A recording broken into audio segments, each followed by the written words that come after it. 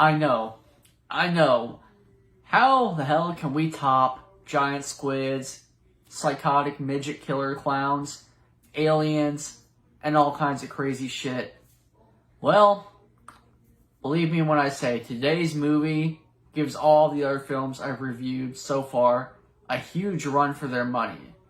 And that is Deathbed, the bed that eats. So despite being made back in 1977, this movie somehow didn't see the light of day for several decades until rather recently, actually, when it was picked up by a small studio. So the movie opens up with this couple at this house that seems to be unoccupied. No idea if they're renting the place or staying here on vacation, or if they're simply just breaking and entering. But regardless, they wind up on the bed, the deathbed, which turns out to be a serious mistake.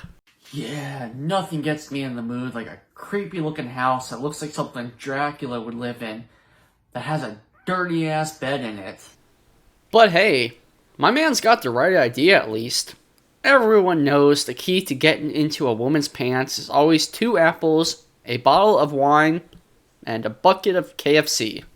So the way that the bed eats things in this movie is by secreting some type of yellow foam, which I can only deduce is meant to be its digestive enzymes or stomach acid.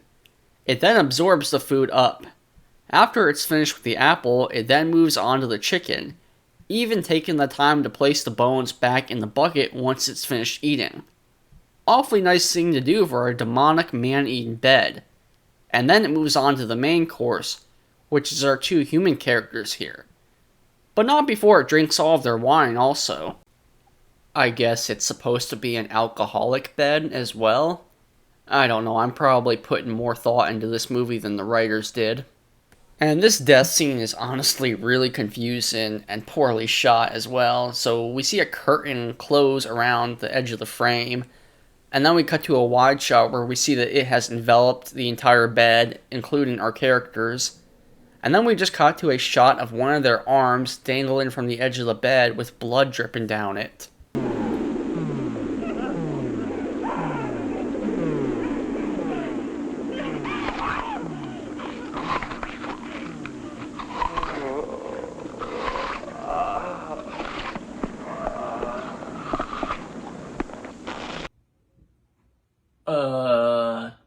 Did he just nut? Next, we get a stock footage montage that features an image of the bed superimposed over all of the stock footage, I guess to show that the bed has existed for several centuries at this point, along with some very bizarre newspaper headlines. Thousands disappear. Strange munching sounds heard in the middle of the night. Mayor demands action. Mayor disappears. Next, we meet this guy who's apparently trapped in this painting that's on the wall next to the bed. No idea who he is or how the hell he got here or why he can't just get out, but we'll find out later. So, I hope you guys are as stoked as I am. All the while, we keep getting random shots of property damage that's being done to the house. I guess the bed has some type of evil force that it's generating around the entire property that's causing this to happen. So we have a bleeding statue, a crack in the ground, a crack in the wall. I'm not sure why the bed would want to destroy, the house, the property that's keeping it sheltered. That is basically its evil sanctuary in a way, but I guess we're just not supposed to question these types of things. Also, apparently the bed manages to destroy the entire house. I don't know how, but we don't see any rubble or any burnt debris or anything. So I'm not really sure how it accomplished this or why it was doing this. I mean, I feel like a demonic entity would much rather prey on a human or something that actually could have pain inflicted upon it rather than another inanimate object, but hey, what do I know? And now I guess it's lunchtime according to the title card, which means it's time to bring in some fresh meat. Now, usually in a review like this, I would at least take the time to introduce and name the main characters of the film, as well as the actors or actresses they are played by. But honestly, the characters in this film barely feel like human beings. And they are just so bland and uninteresting that I'm not even going to take the time to do this. So these three girls that I guess are supposed to be on a road trip stumble across the house and the bed. And the one girl, for some reason, decides she feels like taking a nap right then and there. And I guess the bed takes offense to the fact that she has a cross on her necklace and is obviously religious because it dissolves and eats the cross before moving on to her. And I find it funny that at no point does she wake up during all of this as she's being digested and melted alive by what is presumably stomach acid. I mean, I'm assuming that this is a rather painful way to go out. I would think at some point you would probably wake the fuck up and try to get off of the bed. Also, I guess the bed got diarrhea or something because we see it down in a bottle of Pepto-Bismol. Now we get a montage showing all of the victims that the bed has claimed over the years, including a priest.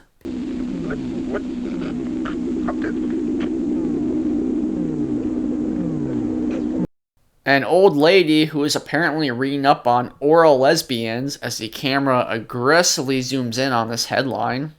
This next part is both hilarious and confusing as hell. So we have this guy who apparently ran some type of sexual rejuvenation clinic at the property, which included daily orgies as seen here. And I guess the bed is upset since they did not invite it to partake, so it decides to eat them all.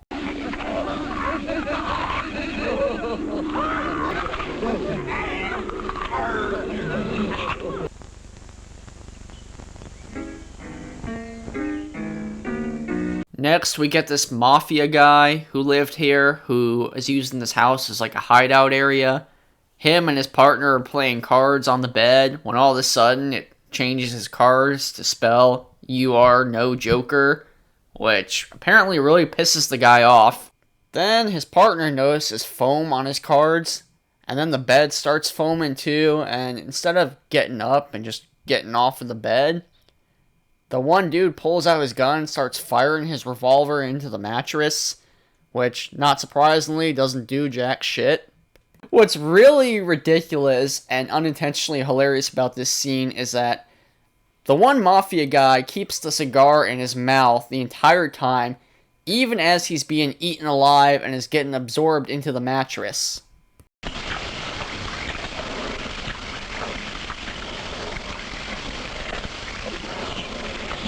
So you guys remember the guy that was trapped in the painting earlier? So we finally now get the explanation as to why he's trapped there in the first place.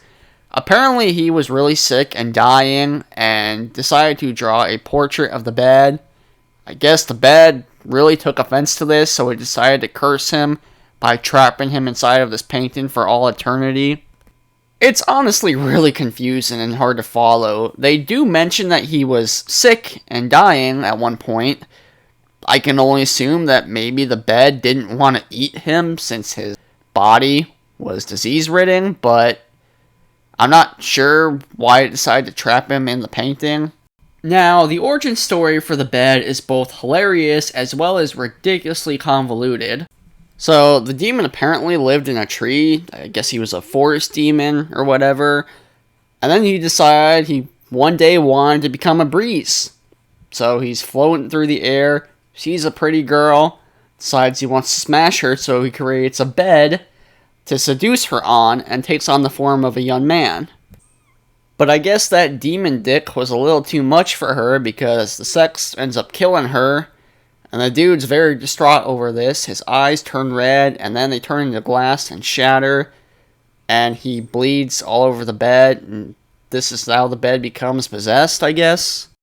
So if you guys thought the death scenes in this film were bizarre so far, just wait till you see this one. So the girl in the denim starts getting sucked into the bed and eaten, and she manages to drag herself out part way. And we get a shot that, I kid you not, literally lasts a full 3+ minutes of her dragging herself from the bed over to the doorway. But our old pal Deathbed has another trick up his sleeve. a surprise sheet attack. And as you can tell by this shot here, the other girl is quite distraught over the death of her friend.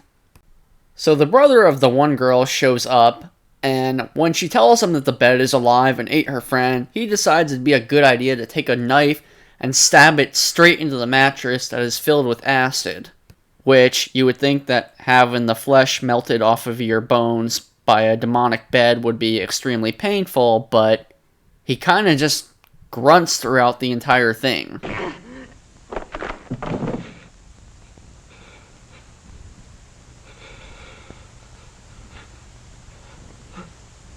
Oh, fuck me, I've got skeleton hands again. Well, better call the doctor.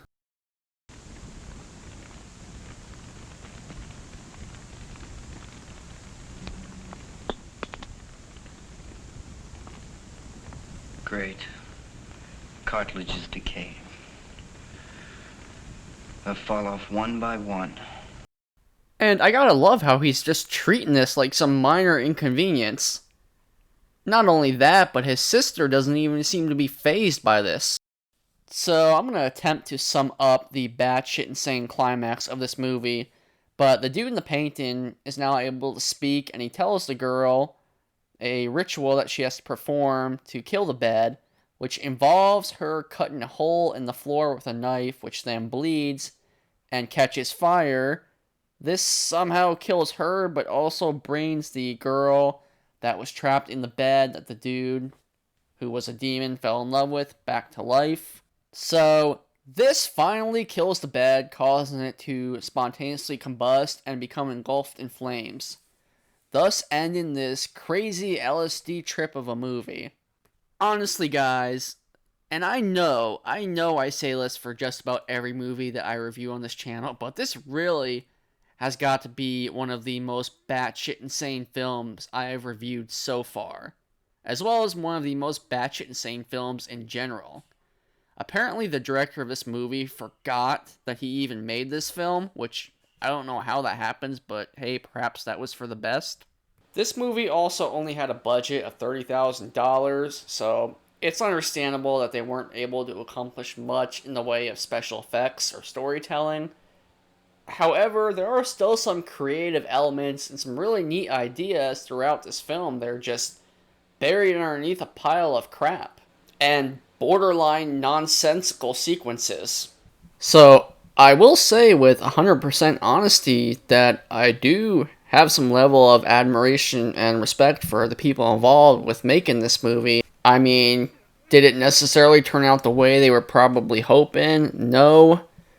Was it a good movie? No, not at all. But considering it was made on a shoestring budget, I mean, what they were able to accomplish, I suppose, was somewhat impressive. And like I said, I can at least respect the ambition of the director and the people involved with the making of this movie.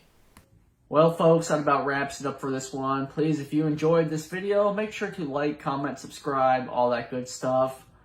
Let me know any movies that you want me to check out for this channel. I'm always happy to do that for you guys. And until then, ciao for now.